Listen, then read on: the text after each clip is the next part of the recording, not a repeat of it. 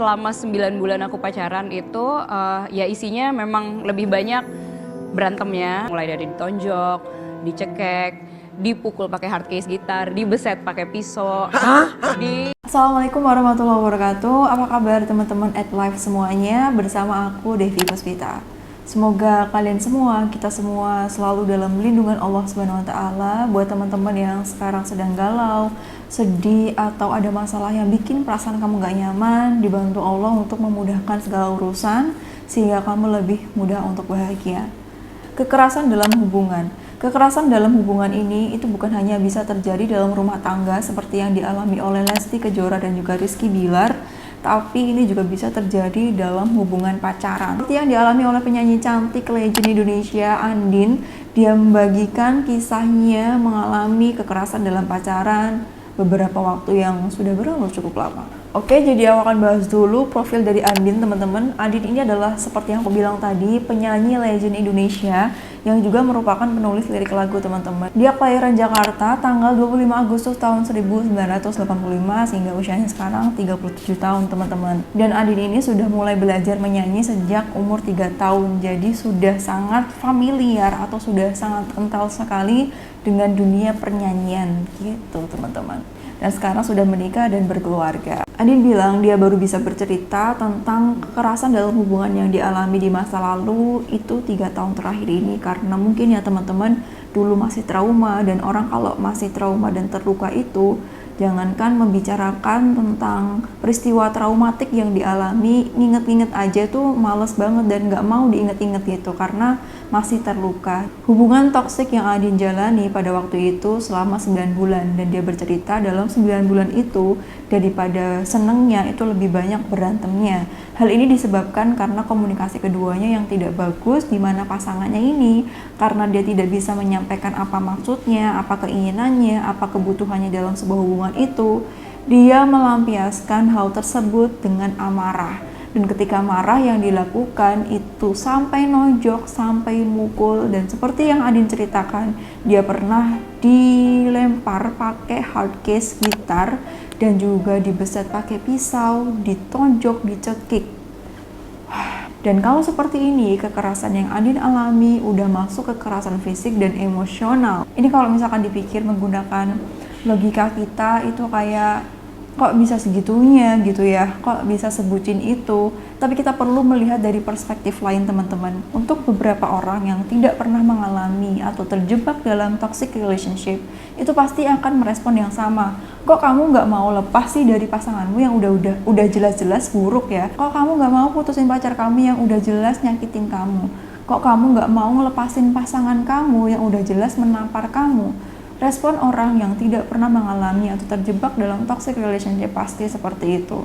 Namun kita perlu melihat dari perspektif lain, di mana perspektif korban, teman-teman. Bukan hanya kekerasan fisik yang dialami, tapi juga kekerasan emosional, di mana dalam hubungan itu kata-kata manipulatif yang diucapkan oleh pelaku tindakan kekerasan dalam hubungan ini itu pasti dikatakan. Nah, dari yang Andin alami ketika dia menerima kekerasan fisik pertama kali, dia langsung minta putus sama pacarnya, teman-teman. Sempat putus pada waktu itu, namun setelah putus timbullah perasaan merasa bersalah yang dirasakan sama Andin karena pacarnya ini mencoba untuk melobi perasaannya dengan cara memohon-mohon untuk tidak pergi, dengan cara sampai bersujud-sujud. Dan yang Andin alami ini pasangannya sampai bersujud beneran, kemudian sampai sesak napas dan bilang kalau dia tidak bisa hidup tanpa Andin dan membutuhkan Andin untuk berubah menjadi lebih baik, seperti itu. Karena perkataan ini, Andin menjadi merasa bersalah dan merasa bertanggung jawab untuk kehidupan pacarnya. Dia merasa bertanggung jawab untuk menyembuhkan pacarnya, sehingga yang Andin lakukan adalah kembali lagi. Meskipun di sini Andin sadar bahwa ketika dia menerima kembali pacarnya ini, ada kemungkinan dia bisa kehilangan nyawanya karena ketika pacarnya ini melakukan tindakan kekerasan, itu spontanitas dan tidak direncanakan. Itu ibaratnya ketika kita menginjak paku, kemudian kita otomatis mengangkat kaki dan bilang aduh seperti itu kan tidak bisa kita rencanakan, respon otomatis. Andin memutuskan untuk kembali lagi kepada pasangannya, bukan karena perasaan cinta, teman-teman, tapi karena dia tadi merasa bersalah. Dia merasa bertanggung jawab untuk menyembuhkan pasangannya ini. Dia merasa bahwa dia satu-satunya yang bisa merubah pasangannya. Dia merasa bahwa pasangannya ini hanya membutuhkan dia untuk hidup lebih baik. Seperti itu, ibarat kata pasangannya ini sakit, dia dokter yang menyembuhkan, hanya dia yang bisa menyembuhkan pasangannya, sehingga dia memilih stay meskipun dia ditonjok lagi, dia dipukul lagi, atau dicekik lagi, dan disakiti berkali-kali. Dan perlu teman-teman tahu ya, sekali lagi, orang yang abusive atau orang yang kasar itu selalu sepaket dengan sifat manipulatif. Dia akan memohon-mohon kepada pasangannya ketika dia habis melakukan kesalahan dan berjanji, aku janji kok tidak akan mengulangi kesalahan aku lagi. Aku tuh cinta sama kamu. Hanya aku yang bisa mencintai kamu sedalam ini, dan kata-kata itu sehingga membuat korban itu merasa sulit lepas. Karena itu tadi bukan cuma karena cinta, tapi karena kasihan sama pasangannya. Jadi kamu hati-hati ya kalau udah ada tanda-tanda dalam hubungan kamu, pacar kamu saat ini yang sering bikin kamu merasa bersalah dan merasa perasaan kamu gak nyaman dan capek secara emosional, lebih baik jauhin, lebih baik putus aja daripada bahaya ke depannya yang kita tidak tahu akan terjadi apa. Dari kekerasan fisik yang Andin alami oleh pasangannya, tentu ada bekas fisik yang kelihatan ya. Di antaranya adalah matanya bengkak, kemudian lebam di mana-mana. Nah, di sini itu diketahui sama orang tua Andin. Yang namanya orang tua serumah ya, pasti perhatian sama anaknya. Loh, kamu kenapa mata kamu kok lebam kayak gitu? Kamu kenapa kok itu biru-biru semua dan sebagainya. Nah, di sini yang Andin lakukan adalah berusaha menutupi tindakan kekerasan yang dilakukan oleh pacarnya pada saat itu. Kemudian dengan alasan dia jatuh dari sepeda lah, kemudian dia kepleset lah, dan lain-lain. Intinya dia berusaha untuk melindungi pacarnya itu tadi. Hingga suatu ketika yang namanya orang tua ya, yang sayang sama anaknya pasti ngeh sekali terhadap ini anak saya kenapa, nggak mungkin deh jatuh dari sepeda bisa babak belur kayak gitu, nggak mungkin deh kepleset itu bisa matanya bengkak seperti ini, kenapa gitu. Dimana di sini Andin kan juga seorang public figure yang sejak kecil ya teman-teman, dia disorot sama publik, jadi dia itu berusaha untuk menyembunyikan semuanya juga karena males menjelaskan atau menanggapi reaksi dari wartawan yang pasti akan meliput dia pada saat itu gitu teman-teman. Beberapa kalimat yang bikin Andin sadar adalah Andin ditanya tuh sama mamanya bilang, yakin kamu bisa merubah dia? Apa yang dia lakukan ke kamu itu adalah tabiat yang dibentuk sejak kecil. Yakin kamu bisa merubahnya dalam waktu 9 bulan? Bahwa perubahan dia itu bukanlah tanggung jawab kamu. Kamu bertanggung jawab atas kebahagiaan kamu sendiri. Nah, dari perkataan yang Mama Andin sampaikan ini, akhirnya dia bisa berpikir, oh iya ya, gak semudah itu juga merubah orang dalam waktu 9 bulan kalau ini sudah terbentuk dan tertanam sejak kecil dalam kehidupannya. Berapa lama dia kecil sampai dewasa? Kecuali itu adalah keinginan keras dari dirinya sendiri yang berusaha untuk menyembuhkan trauma karena ingin berperilaku lebih baik, karena ingin hidup lebih baik. Itu mungkin akan bisa membantu, tapi kembali lagi itu dari dirinya sendiri, bukan faktor eksternal yang menentukan perubahan seseorang.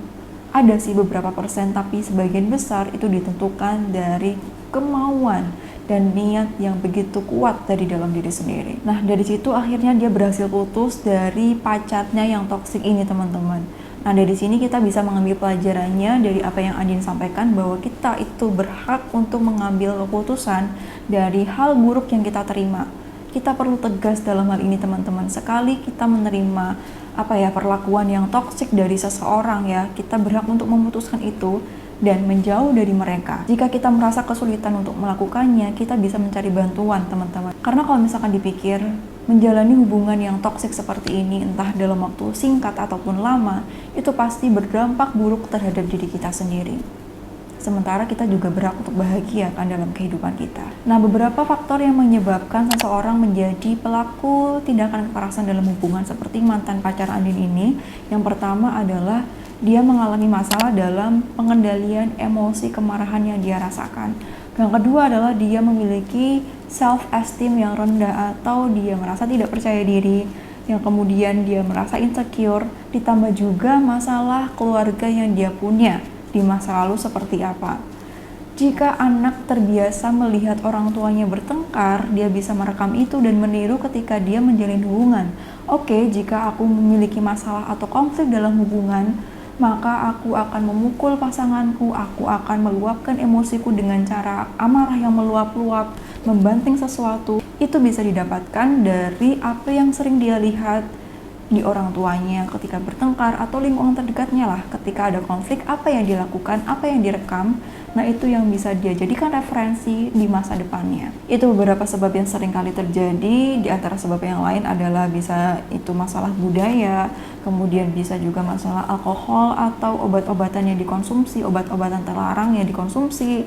Karena ini mempengaruhi bagaimana seseorang mengambil keputusan dari segala hal yang dia hadapi, seperti itu. Nah, buat teman-teman, sekali lagi, kalau kamu mengalami ini, kamu perlu mengambil tindakan untuk menghentikannya. Because you deserve happiness, kamu orang yang baik, kamu berharga, kamu berhak untuk memiliki hubungan yang bahagia. Jadi seperti itu teman-teman, sampai jumpa di video selanjutnya bersama aku Devi Puspita. Ingat, kamu berharga dan kamu berhak untuk bahagia.